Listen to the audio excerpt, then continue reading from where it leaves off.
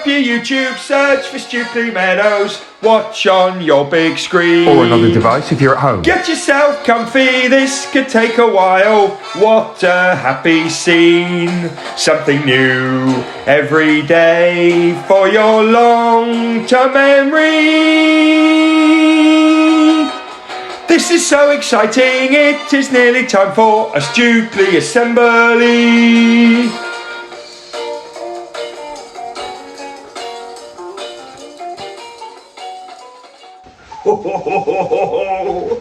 Oh, it's cold out here.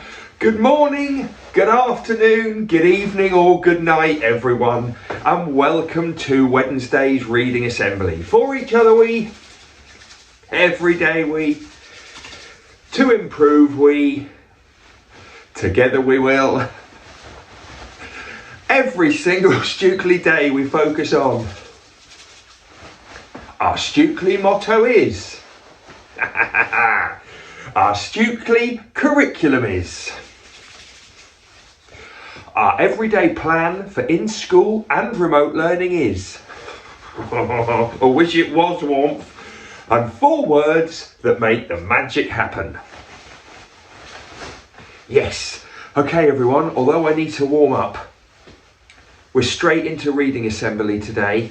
I'm excited about starting a new book today, but before that we're going to have a very quick think about authors. Just some reminders to get you going. Okay, here's what we're going to do. I'm going to tell you about the authors that we have heard about in our reading assemblies. I'm going to tell you about them. All I want you to do, the adult in the room, teacher, TA, family member, older brother, sister, whoever, just pause the video, and all I want you to do is talk about what we know about these authors. Now please tell me you've got some knowledge, you know something about these authors. So here are the people whose books we've read. We've read books by Charles Dickens, we know lots about him. We've read books by Jane Austen. That's a really tough one if you can pull something out of the bag with that one.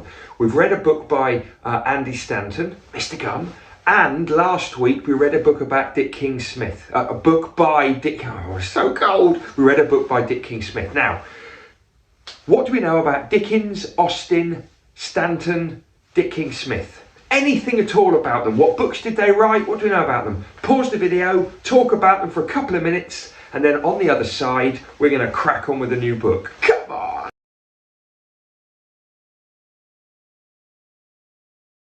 Okay, I hope you knew a little bit about those authors, especially Charles Dickens, one of the most famous authors of all time in the whole world. I hope we knew things like the year he was born, what he did as a child, how he wrote and slept, his pet, the kinds of stories he wrote. I'm really hoping that lots of you remembered some of those things. Anyway, today we're going to start a story by another one of the most famous authors in the world, Roald Dahl. SEO Trot. Next week we're going to start to talk about Roald Dahl and his life. There's going to be a schema organizer on the way, people. That's next week, but today we're just going to get stuck into SEO Trot. You might have read it before, you might have done an AR quiz on it. Great! Enjoy me reading it, hopefully. If you haven't read it before or seen the TV drama, the short film that was made of this, if you haven't, enjoy! It's one of my favourite stories of all time, not just favourite Roald Dahl story, but my favourite story overall.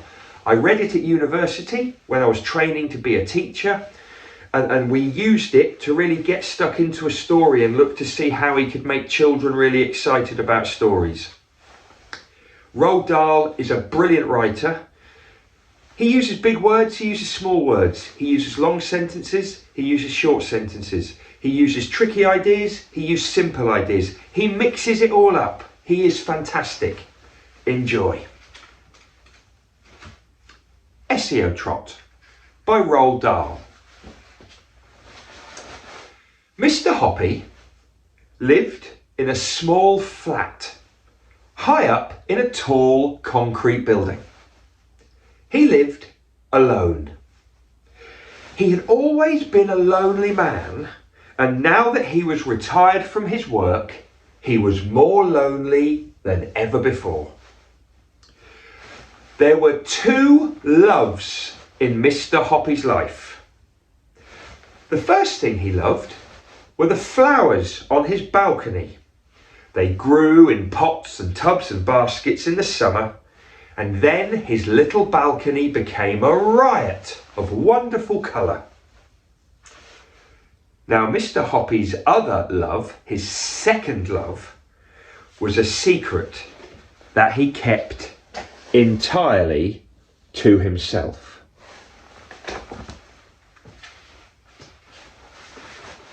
We're now going to find out about his second love. Mr. Hoppy lived in a flat high up. Now, the flat underneath him, the flat under his flat, stuck out a little bit further than Mr. Hoppy's. And he was always able to look over the edge of his balcony down at the flat balcony below him. This balcony belonged to an attractive middle-aged lady called Mrs. Silver. Now, Mrs. Silver was a widow who also lived alone. And although she didn't know it, she was Mr. Hoppy's second love. He had loved her from his balcony for many years, but he was such a shy and lonely man, he'd never ever been able to tell her that he loved her, or even that he liked her. Every morning, Mr. Hoppy and Mrs. Silver would exchange polite conversation from one balcony to the next. Mr. Hoppy looking down and Mrs. Silver looking up. Mr. Hoppy longed to invite Mrs. Silver up for a cup of tea and a biscuit, but every time he was about to open his lips and tell her, his courage disappeared and he became lonely and shy. As I said, Mr. Hoppy was a very, very shy man. Oh, if only I were a braver person, he kept telling himself. If only I could do something tremendous, like rescuing her from a gang of robbers and thugs. If only I could do something to be a hero to Mrs. Hoppy. Now, the trouble with Mrs. Silver was that she did not know that Mr. Hoppy loved her. And even if she did, she gave all of her love to one thing only. Mrs. Hoppy gave all of her love to somebody else. A small tortoise called Alfie. Every day when Mr. Hoppy looked over his balcony, he would see Mrs. Silver picking up Alfie and stroking Alfie and whispering in his ear and stroking his shell and whispering in his ear and stroking his shell. And it made Mr. Hoppy feel really jealous. He wouldn't have minded if he suddenly became a tortoise, because then it would mean Mrs. Hoppy would whisper in his ear and stroke his shell every morning. And here's Mrs.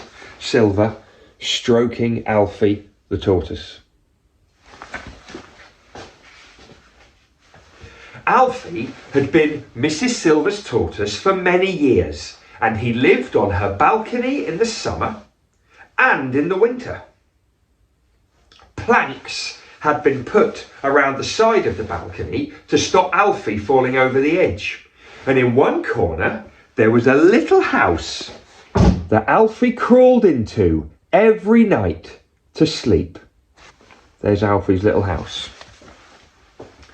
When the colder weather came along in November, Mrs. Silver would fill Alfie's house with dry hay, and the tortoise would crawl in there and bury himself under the hay, and he'd sleep for months and months and months without any food or water.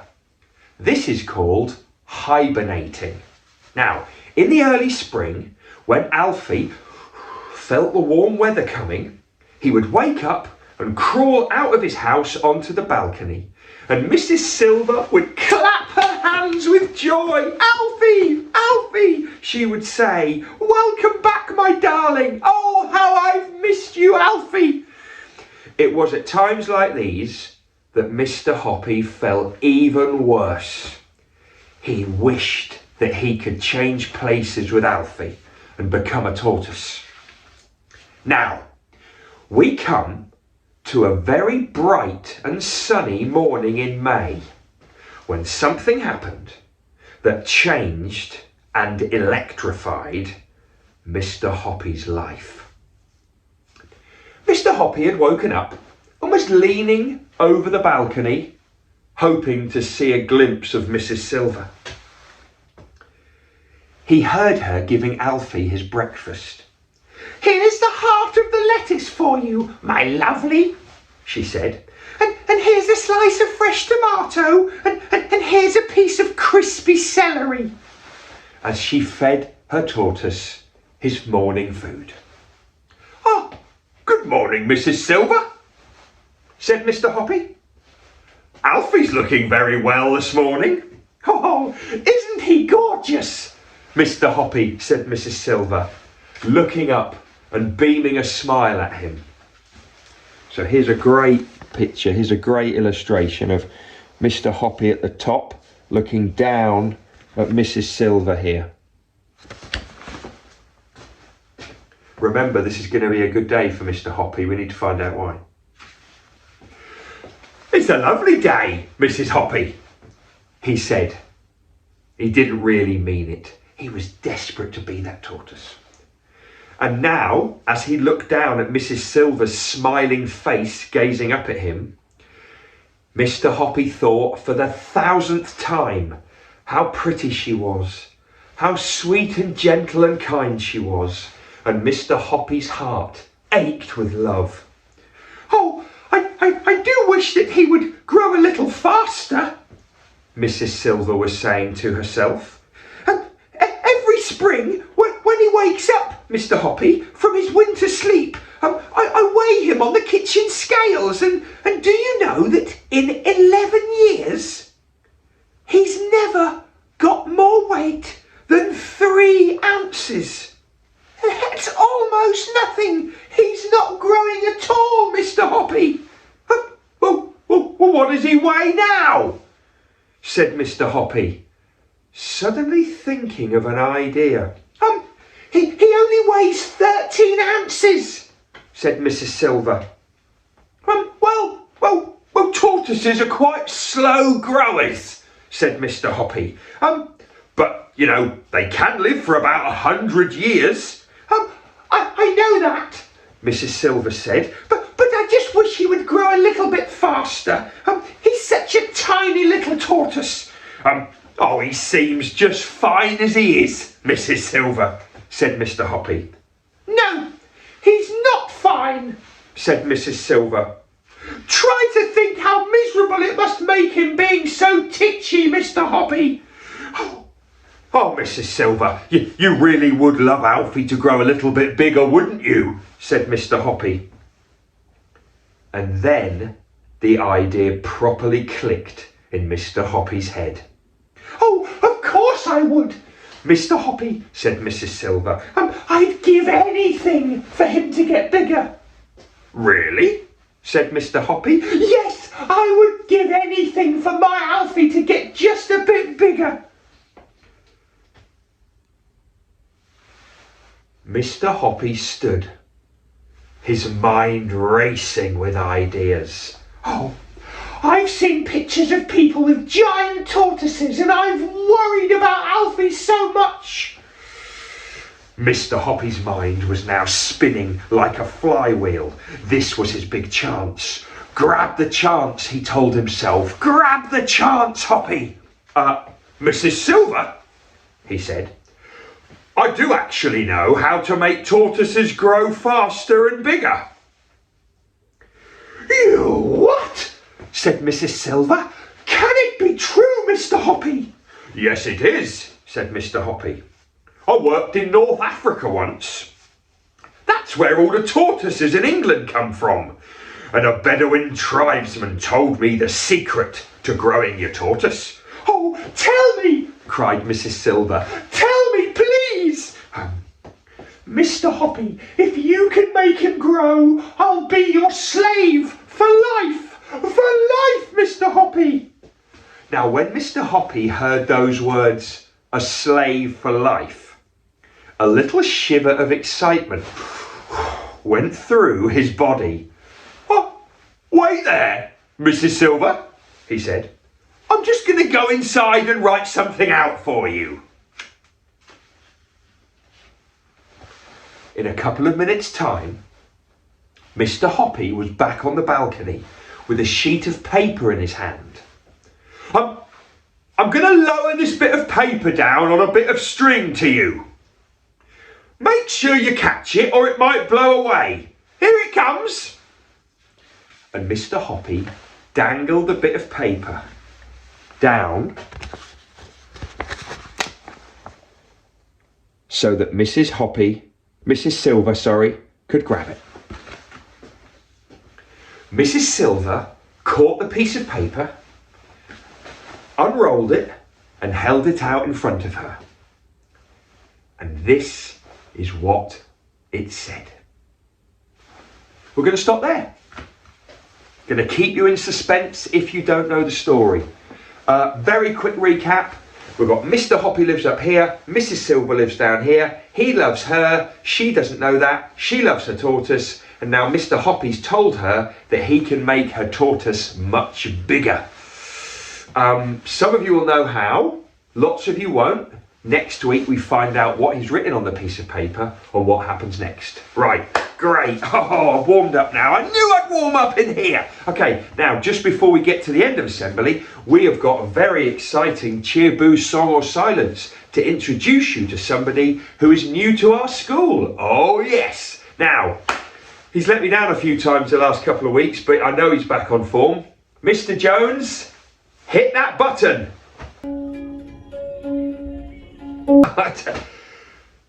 I'm not sure we're going to get a new Stukeley song out of him anytime soon. Mr. Jones! Sorry. Will they get a cheer or will they get a boo? With either one there must not be violence. They may well get a song, but it will not last that long. We really hope they do not get silenced. Hello everybody and welcome back to the Cheer, Boo, Song or Silence studio. As ever, someone's behind the curtain and I can't wait to meet them with a cheer, a boo, a song or silence. Now today we have Miss Hart behind the curtain. Now Miss Hart is training to be a teacher. She's got a few more months to go and then boom, she's going to have a job somewhere teaching children and it's going to be great.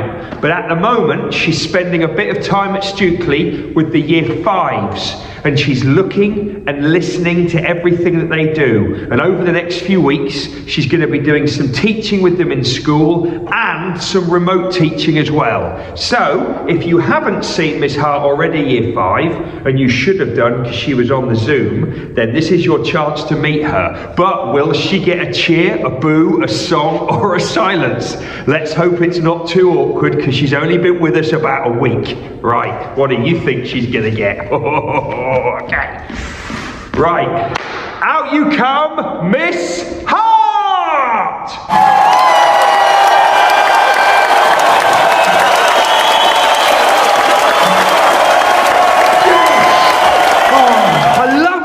Good news.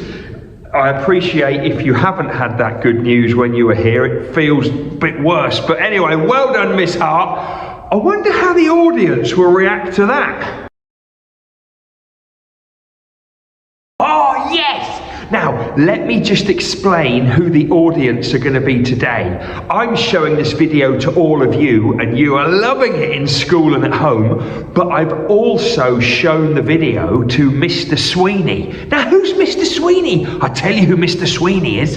He works at Thorndown in St Ives, but he is one of the teachers, he's one of the trainers of Miss Hart. So part of his job is to make sure that she trains well and does a good job. So he's going to watch her video. I wonder how he's going to react. Come, Miss Hart!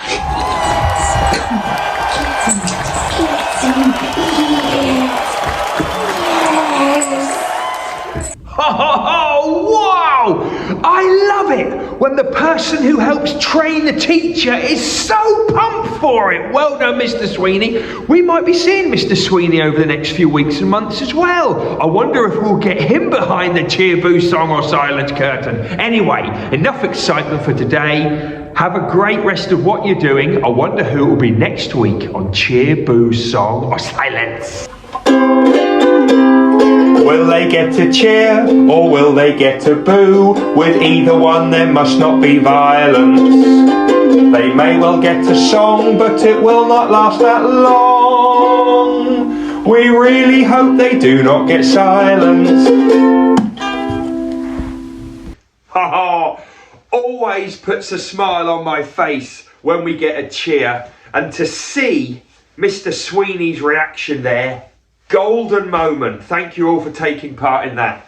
Right, we've got no birthdays today, no Stukeley birthdays today, but, oh yes, we have got a shout out, Lily in year 3. Now Lily has been absolutely hammering through Roald Dahl books with her dad. He's emailed in to say how proud he is. So Lily, well done for all the reading that you're doing. And fantastic for working through Roald Dahl's. I'm not sure if you've done SEO, Trot. I look forward to finding out. Massive shout out for you. You know how much I love children who read. Okay, let's finish with most important 60 seconds. The most important 60 seconds are coming up now. The most important 60 seconds are coming up now. Okay, this is what I talked to you about in yesterday's most important 60 seconds. First of all, reading book changing.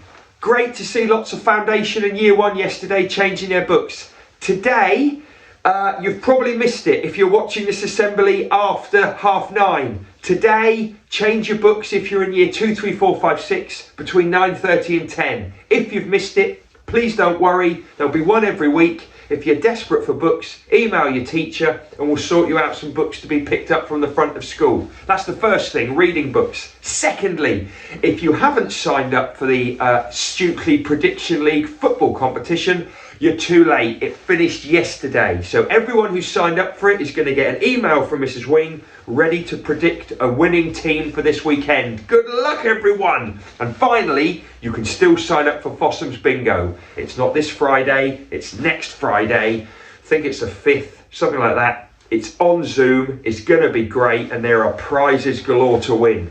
Get signed up, check your parent mails.